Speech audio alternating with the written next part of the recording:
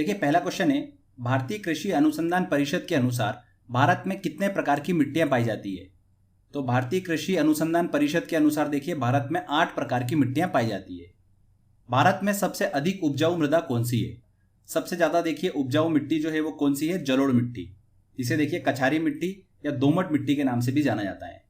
C answer. Bharat के सर्वाधिक क्षेत्र पर किस प्रकार की मिट्टी का विस्तार पाया जाता है। तो भारत में देखिए सर्वाधिक क्षेत्र पर जलोढ़ मिट्टी का विस्तार पाया जाता है। भारत के क्षेत्रफल का देखिए ये 24% भाग पर पाई जाती है जलोढ़ मिट्टी। निम्न में से भारत का कौन सा क्षेत्र मृदा अपरदन से अत्यधिक प्रभावित है। सोइल इरोजन से देखिए सबसे ज्यादा प्रभावित क्षेत्र कौन सा है भारत का। तो चंबल घाटी, जहां पर बड़े बड़े गड्ढे जो है वो निर्मित हुए हैं अवनालिका अपरदन के कारण। तो चंबल घाटी ध्यान रखिएगा। निम्न में से मृदा अपरदन के सही क्रम को पहचानना है। तो हमने डिस्कस करा था, देखिए सबसे पहले होता है आसफाल अपरदन, उसके बाद आता है परत अपरदन जिसे शीट इरोजन भी कहते हैं, उसके बाद आता है देखिए रील अपरदन और उसके बाद आता है फ्रेंड्स अवनालिका अपरदन। तो यहाँ पर ए आंसर जो होगा बिल्कुल सही होगा। वर्षा की बूंद से मिट्टी के कणों का अलग होना आसफाल अपरदन कहलाता है। मिट्टी की ऊपर की परत का जल के साथ बह जाना शीट इरोजन मतलब परत अपरदन कहलाता है। मिट्टी में जब छोटी छोटी और कम गहरी नालियां बनने लगती हैं तो वो क्या होता है, रील अपरदन होता है। जब रील अपरदन की नालियां बड़ी और विस्तृत हो जाती है और बड़े बड़े गड्ढों का निर्माण होता है तब उसे क्या कहते हैं, अवनालिका अपरदन कहते हैं। ये हमने डिस्कस करा था। नेक्स्ट देखिए लेटराइट मिट्टी मिलती है। लेटराइट मिट्टी देखिए फ्रेंड्स हमने बात करी थी अत्यधिक वर्षा वाले स्थान पे मिलती है और सबसे ज्यादा देखिए किस राज्य में पाई जाती है, केरल में, और वहां पर देखिए पड़ता है मालाबार तट। तो ए आंसर बिल्कुल सही होगा। इनमें से किस मिट्टी को रेगुर मिट्टी के नाम से जाना जाता है। तो देखिए रेगुर मिट्टी के नाम से किसे जाना जाता है, काली मिट्टी को ही रेगुर मिट्टी के नाम से जाना जाता है। काली मिट्टी को लावा मिट्टी भी कहा जाता है। भारत में निम्न में से कौन सी मिट्टी का निर्माण बेसाल्ट लावे के अपक्षय के कारण हुआ है, मतलब बेसाल्ट लावे की जो चट्टाने हैं उसके टूट फूट के कारण हुआ है। तो देखिए काली मिट्टी का निर्माण जो है वो बेसाल्ट लावे के अपक्षय से हुआ है, मतलब उनके टूट फूट से हुआ है, और काली मिट्टी को ही रेगुर मिट्टी बोलते हैं। तो यहाँ पर डी आंसर जो होगा सही होगा। क्षेत्रफल के आधार पर भारत की मिट्टियों का सही अवरोही क्रम मतलब डिसेंडिंग ऑर्डर जो है वो क्या होगा। तो देखिए सबसे ज्यादा क्षेत्रफल पर पाई जाती है जलोढ़ मिट्टी, उसके बाद आती है सेकंड नंबर पे लाल और पीली मिट्टी, तीसरे नंबर पर आती है देखिए काली मिट्टी और चौथे नंबर पर आती है लेटराइट मिट्टी, मतलब बी आंसर जो होगा वो बिल्कुल सही होगा। तटीय मैदानों और उत्तर भारत के मैदानों में उत्कृष्ट मृदा है। तो देखिए हमने डिस्कस करा था, आपको मैप में मैंने अच्छे से बताया था कि तटीय देखिए भाग पर और उत्तर भारत के मैदानों में कौन सी मृदा जो है वो पाई जाती है, जलोढ़ मिट्टी। यहां पर ए आंसर जो होगा बिल्कुल सही होगा। नवीन जलोढ़ मिट्टी को अन्य किस नाम से जाना जाता है। तो नई जलोढ़ मिट्टी को देखिए किस नाम से जाना जाता है, खादर के नाम से जाना जाता है, और पुरानी जलोढ़ मिट्टी को देखिए किस नाम से जाना जाता है, बांगर के नाम से जाना जाता है। तो यहाँ पर नवीन जलोढ़ मिट्टी की बात हुई है तो ए आंसर खादर बिल्कुल सही होगा। मृदा अपरदन को रोका जा सकता है।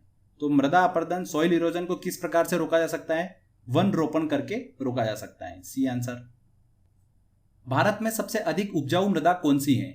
भारत में देखिए सबसे ज्यादा उपजाऊ मृदा जो है वो कौन सी है, जलोढ़ मिट्टी। रेगुर मिट्टी सबसे ज्यादा पाई जाती है।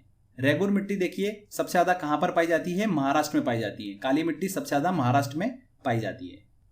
लेटराइट मिट्टी में किसकी उपस्थिति के कारण इसका रंग जो होता है वो लाल होता है। तो किसकी उपस्थिति के कारण, देखिए लो ऑक्साइड की उपस्थिति के कारण लेटराइट मिट्टी का रंग जो होता है वो लाल होता है। और काली मिट्टी में हमने बात करी थी टिटेनिफेरस मैग्नेटाइट की उपस्थिति के कारण काली मिट्टी का काला रंग होता है। तो ये दोनों पॉइंट ध्यान रखिएगा। देश की निम्नलिखित में से किसे स्वतः जुताई मिट्टी जो है वो कहा जाता है। किसे कहा जाता है फ्रेंड्स, काली मिट्टी को स्वतः जुताई मिट्टी कहा जाता है। क्यों कहा जाता है, हमने डिस्कस करा था। काली मिट्टी जो होती है वो महीन चिकने कणों से मिलकर बनी होती है, मतलब मृतिका से मिलकर बनी होती है, क्ले से मिलकर बनी होती है। और मृतिका में देखिए पानी सोखने की क्षमता जो होती है वो ज्यादा होती है, क्योंकि छोटे छोटे कण होते हैं और जिस कण का आकार छोटा होता है वो पानी को ज्यादा सोखता है। इसलिए काली मिट्टी में नमी जो है वो हमेशा बनी रहती है। इसकी वजह से देखिए काली मिट्टी को कम सिंचाई की आवश्यकता होती है। स्वतः जुताई वाली मिट्टी कहा जाता है काली मिट्टी को। क्लियर। पुरानी जलोढ़ मिट्टी को अन्य किस नाम से जाना जाता है। पुरानी जलोढ़ मिट्टी को देखिए बांगर के नाम से जाना जाता है। गंगा के मैदानों की पुरानी कछारी मिट्टी कहलाती है। कछारी मिट्टी देखिए आपको कंफ्यूज कर सकते हैं नाम देकर, इसीलिए क्वेश्चन मैंने डाला है। कछारी मिट्टी मतलब जलोढ़ मिट्टी। तो पुरानी जलोढ़ मिट्टी को देखिए किस नाम से जाना जाता है, बांगर के नाम से जाना जाता है। A answer. निम्न में से किस प्रकार की मिट्टी के लिए न्यूनतम उर्वरक मतलब फर्टिलाइजर की आवश्यकता होती है। तो सबसे कम देखिए उर्वरक की आवश्यकता किस मिट्टी को होती है? जलोढ़ मिट्टी को, क्योंकि सबसे ज्यादा उपजाऊ मिट्टी जलोढ़ मिट्टी होती है। भारत में सबसे बड़ा मिट्टी का वर्ग है, सबसे बड़ा मिट्टी का वर्ग कौन सा है?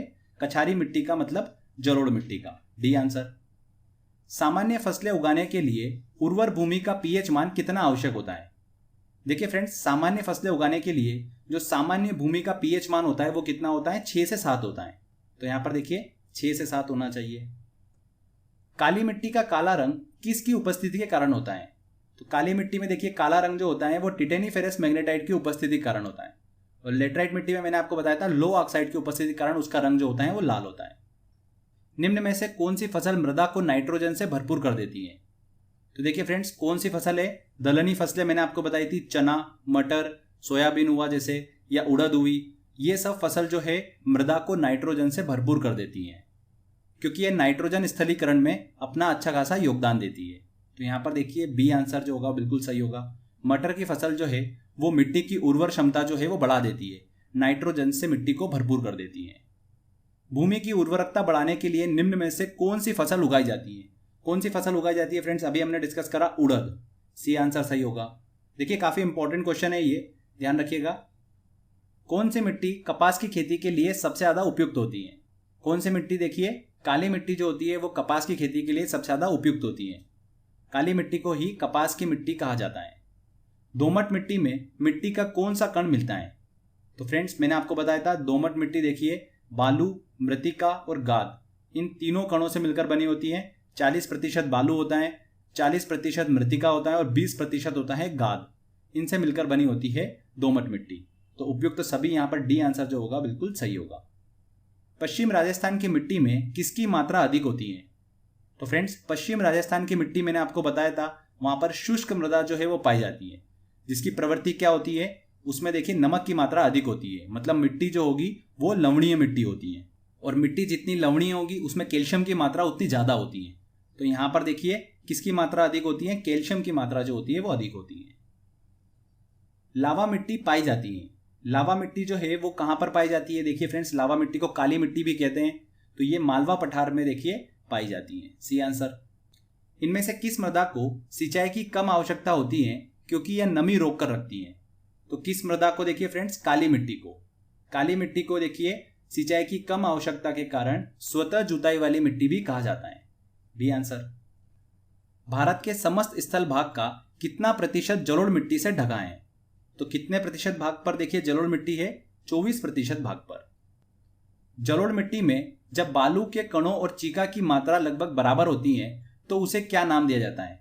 दोमट मिट्टी का देखिए स्ट्रक्चर मैंने आपको बताया था, जिसके अंदर 40% होती है बालू, 40% होते हैं चिकने कण, जिसे हम मृतिका भी बोलते हैं।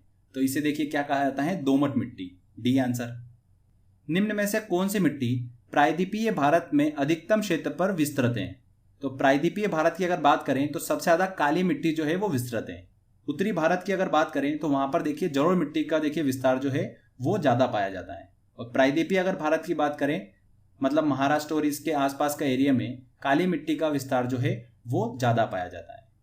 भारतीय मृदाओं में जिस सूक्ष्म तत्व की सर्वाधिक कमी है वह है? तो भारतीय मिट्टी में ध्यान रखिएगा जस्ता की मात्रा जो है वो सबसे ज्यादा कम होती है। तो डी आंसर। पौधों को सबसे अधिक पानी किस मिट्टी में मिलता है?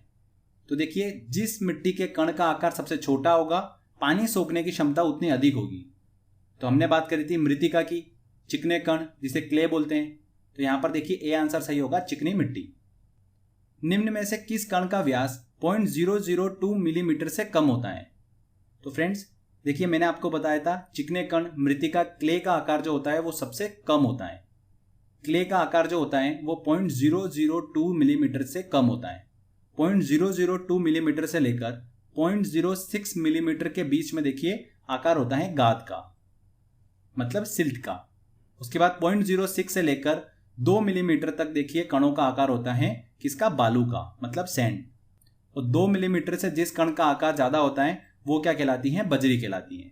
ठीक है, तो यहां पर देखिए ए आंसर जो होगा बिल्कुल सही होगा। लावा के प्रवाह से किस मिट्टी का निर्माण होता है? तो लावा मिट्टी कहा जाता है काली मिट्टी को। तो लावा के प्रवाह से ही देखिए इस मिट्टी का निर्माण होता है। B answer. रेगुर मृदा किस कृषि के लिए सर्वाधिक उपयुक्त होती हैं? तो रेगुर मिट्टी जो होती है देखिए वो कपास की खेती के लिए सर्वाधिक उपयुक्त होती है। काली मिट्टी जो होती है वो कपास की खेती के लिए सर्वाधिक उपयुक्त होती है। स्टडी ऑफ सॉइल कहलाता है। मिट्टी के अध्ययन को क्या कहा जाता है? पेडोलॉजी कहा जाता है। ध्यान रखिएगा। निम्नलिखित में से कौन सी मिट्टी चाय बागानों के लिए उपयुक्त होती है?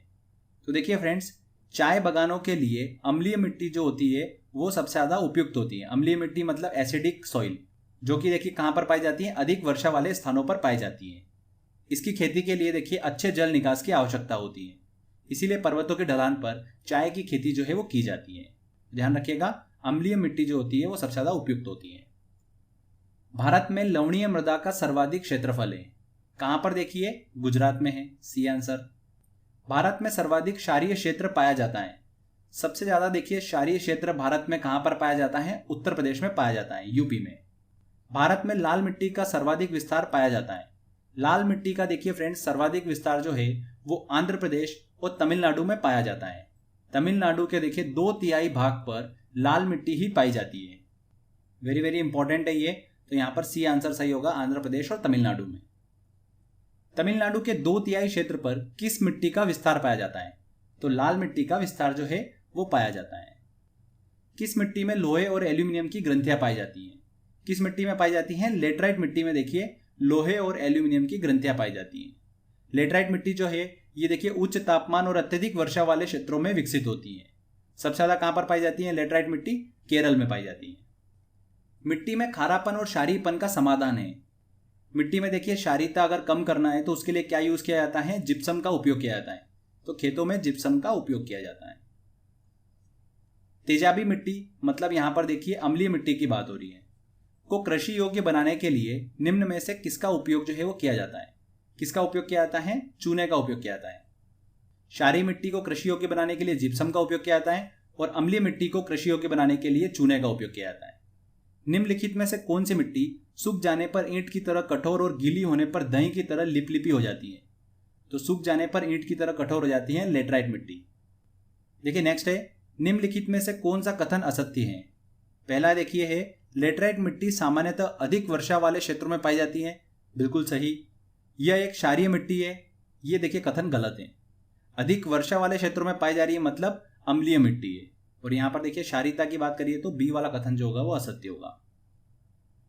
भारतीय कृषि एवं अनुसंधान परिषद के अनुसार भारत की लगभग कितनी प्रतिशत भूमि मृदा अपरदन मतलब सॉइल इरोजन की समस्या से प्रभावित है? तो ये देखिए आंकड़ा ध्यान रखिएगा, 60% की जो भूमि है वो मृदा अपरदन की समस्या से प्रभावित है, सॉइल इरोजन की समस्या से प्रभावित है। धान की खेती के लिए सर्वाधिक आदर्श मृदा कौन सी है? चावल की खेती के लिए सर्वाधिक देखिए आदर्श मृदा कौन सी है? जलोढ़ मिट्टी, सी आंसर। निम्नलिखित में से किस राज्य में लेटराइट मिट्टी पाई जाती है? तो देखिए लेटराइट मिट्टी का विस्तार जो है सर्वाधिक केरल राज्य में है, मतलब मालाबार तटीय प्रदेश में यह मिट्टी पाई जाती है। निक्षालन और ऑक्सीकरण द्वारा निर्मित मृदा कौन सी होती है? तो निक्षालन के द्वारा मैंने फ्रेंड्स आपको बताया था कि लेटराइट मिट्टी का निर्माण होता है, और लेटराइट मिट्टी को ही देखिए मखरला मिट्टी भी कहा जाता है। तो यहां पर सी आंसर जो होगा वो बिल्कुल सही होगा। निम्नांकित अपरदन के प्रकारों में से किसके कारण चंबल के खड्ड बने हैं? तो देखिए फ्रेंड्स, चंबल घाटी में जो बड़े बड़े गड्ढों का निर्माण हुआ है वो अवनालिका अपरदन के कारण हुआ है। डी आंसर, हमने इसको अच्छे से डिस्कस करा है पूरा।